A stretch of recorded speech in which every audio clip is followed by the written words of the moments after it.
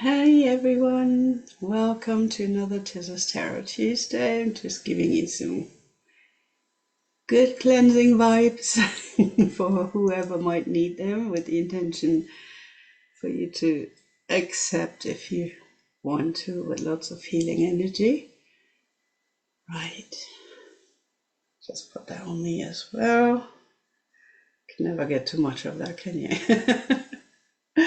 It just feels amazing. Haven't done it on camera for a while, have I? So yeah, let's just burn that out. So we are going to start today with the goddess of the week as usual.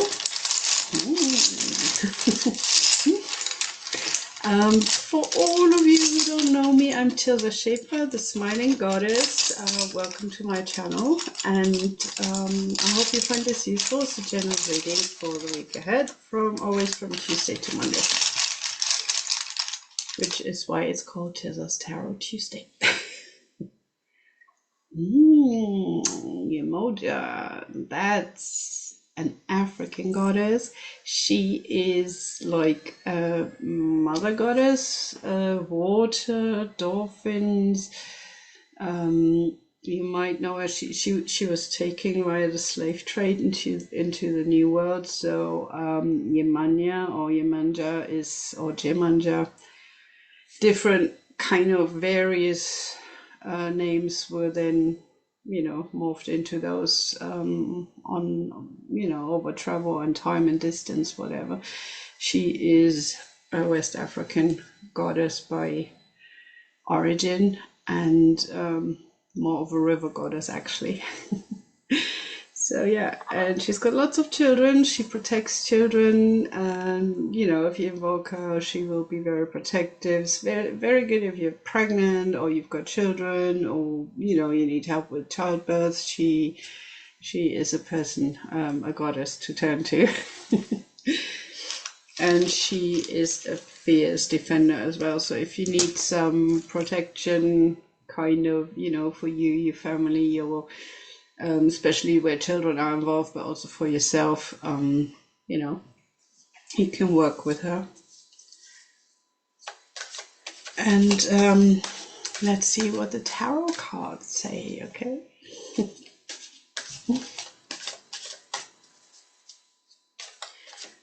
Anyway, you can read up on her on my website, TIRZASchaefer.com, and then you put /goddesses. That'll take you to the list of goddesses, and then you can just pick whichever one you want to read about, okay?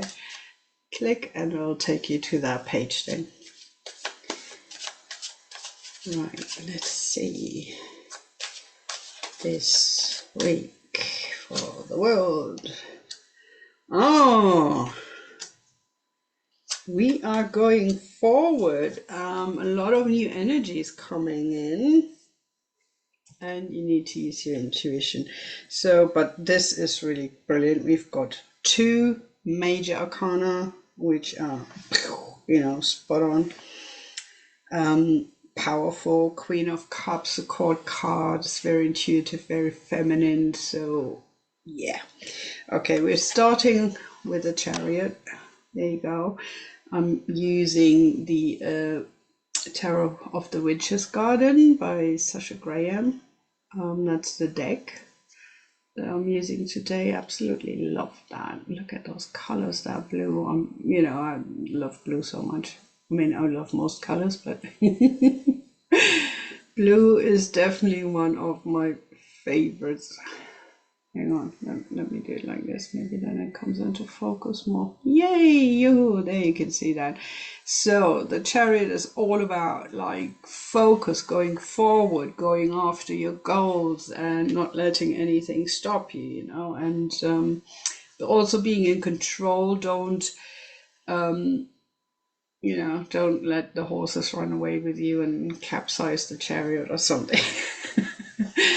But, in this reading, this is not what it is about. This is the Fool. So that's all about new beginnings. That's about your instincts. So that's like, don't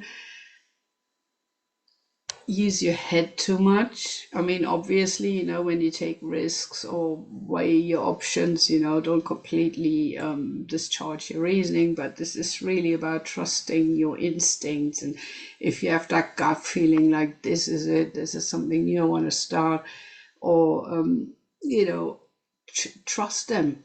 If you're already starting on something new and you feel that kind of imposter syndrome, like I'm not an expert, I don't know, and you might not trust your intuition at all, or in this instance, in this field, maybe, go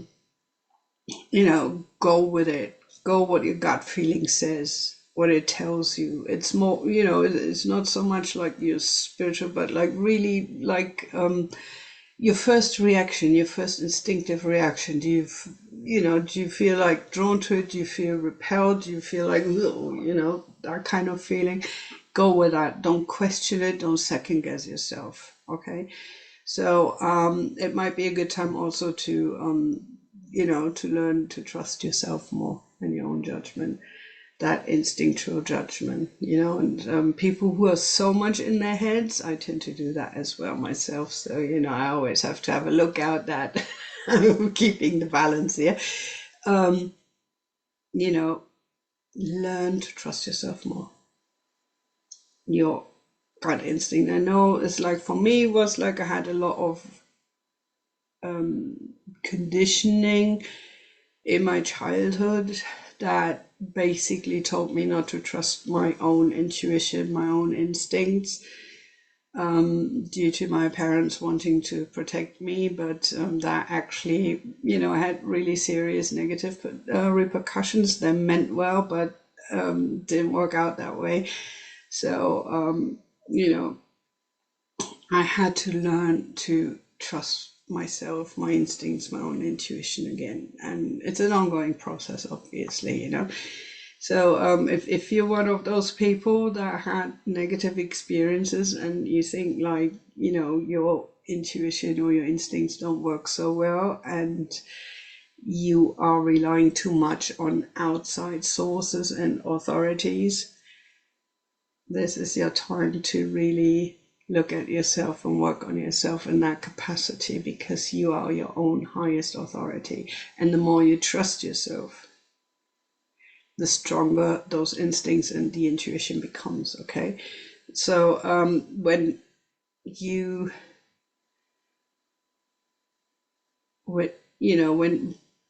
tell yourself, I know, I feel, I trust myself, you ask yourself, your higher self, you ask yourself your intuition, your higher self, your instincts as well, your body. Go within your body. How does your body react to certain things? Do you get a lump in your throat? Do you get a headache, tight chest, or like something is in your stomach? That gut feeling that a lot of people talk about. Or, for example, when I see somebody getting hurt, it can even be telling somebody telling me about getting hurt, even if it's not that horrible or that much of a, not a serious injury or something, but it kind of affects me emotionally. Then my pelvic floor actually, contracts like that, and I'm like, ooh, oh, stop it. That's what happened when I, relate to somebody who's got physical pain, or who was and talks about it. Okay. So even, something gory, maybe in a movie or something, that can happen as well. So, everybody has different reactions in your body. See what your telltale signs are. Keep a lookout. And remember, your body is also a tool for spiritual work. It was not like all the spiritual stuff is like up there in the clouds, and you're down here, and like you're totally divorced from that. Even if you have like a connection, it's like, you're thinking maybe about a long light beam or cord or something that goes all the way up to the clouds, and this is all the way up there, and you're a tiny little human who doesn't have any power. You're the most powerful force in the universe if you And when you learn how to harness that, okay, because you are the universe, as what's his name, that Persian poet, I'll think of it in a minute, but anyway, he said, you're not a drop in the ocean, you're the ocean in a drop. Okay, so I don't know, things just keep slipping my mind like that on the tip of my tongue, but there you go. I'm sure a lot of you know, in case I don't remember it while I'm on here, I'll pop it in the description, or you can, you can pop it in the comments. Anyway, so the Queen of Cups, same thing. This is all about intuition, about nurturing. So that side by side here is like your instinct, your intuition. That really side by side tells me it is time to bring all that together, okay, and keep your focus on that. That's the focus. And also the Queen of Cups, that also goes, cups is water, emotions, and Yemoja, she is a water goddess, very intuitive. Okay, well, she's got power, and so has the Queen. The Queen is an expert in a field. That means your intuition is strong, and because it's the Queen and not the King, so that's a feminine energy. And so you know how to work that. You've got all that intuition and you've got that power. Okay, this is really powerful. It's also about protecting your emotions, your energies, and that kind of thing. If you see it in relation with Yemoja, she's a very fierce, protective energy, but also very loving and nurturing. So that really reflects the Queen of Cups as well. And and that also means, like, if you look at the Fool, maybe in this case as a young person, maybe your children or younger people you're looking after, let's say, a lot of women are so indoctrinated, always putting their needs last and always looking after everybody else. That's a reminder, fill your own cup. If you put them side by side, let me see.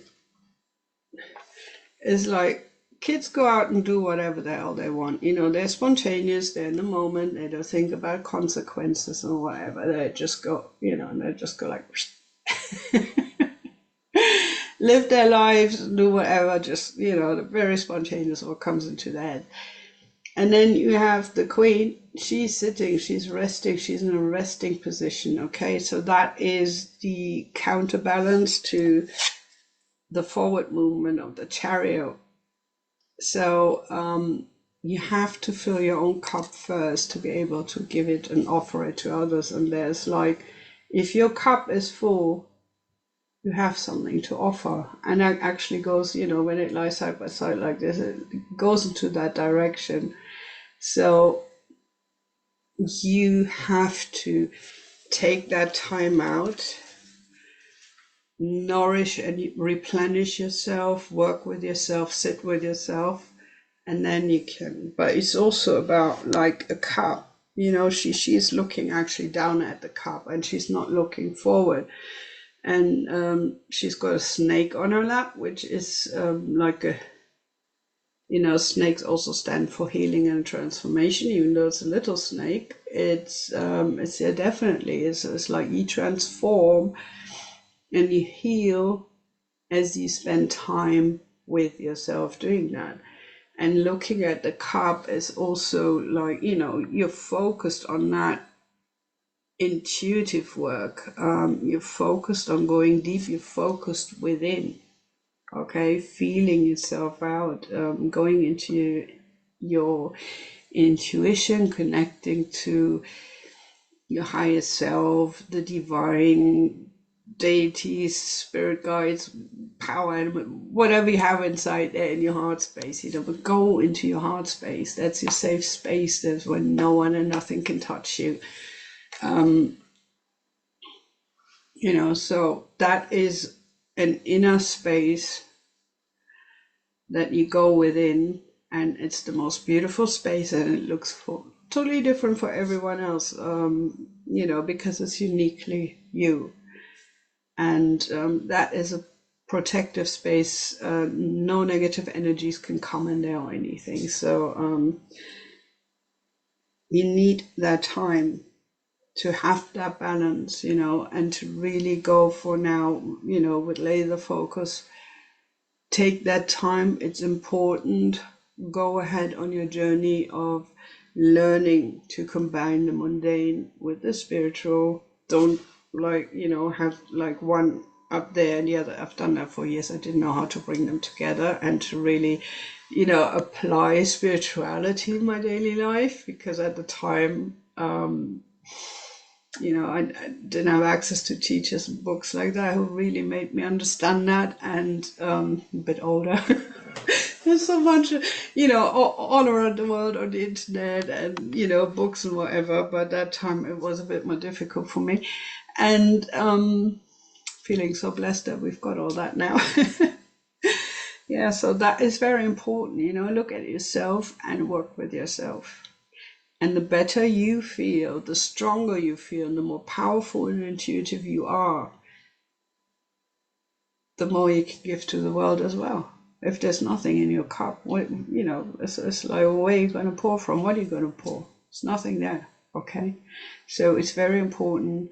Look at yourself, do maybe some protection rituals, magic, you know, if you're kind of a bit of a magical person, witchy or otherwise, you know. And if you're not, and you feel so inclined, you might want to start on that. And very, you know, there's so many really easy rituals you can do. It's like burn a candle and, you know, use some incense and things like that, and do some visualizations, which are really beginner friendly. You know, just go with that on YouTube. There's plenty of that around, and start with that, and then really step into your own power, because you have got power. And those cards clearly say that. That is like you've got everything that you need, you know, just stay on course. Make sure you stay on course, even if life gets hectic. As it usually does, especially in those moments that you least need it. But it's like, yeah, I'm going to do this now. And then, oh shit, you know, everything else is happening. But take your time out, make it a priority, make it a non-negotiable. That is very important. Not like, oh yeah, maybe if I have the time, blah, blah. No. You make that time. And if you don't have any other time, do it while you're sitting on the toilet and, you know, doing your thing. Even that, but make it, you know, preferably not, but, you know, take some time out, but start with that if there's nothing else, and do some breath work, go within, and, you know,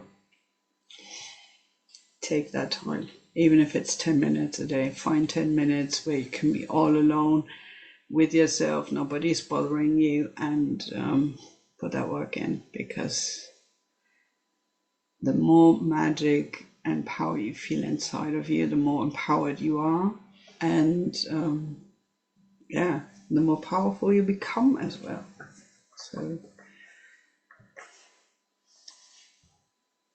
much love to all of you. I'll see you next Tuesday, and yeah.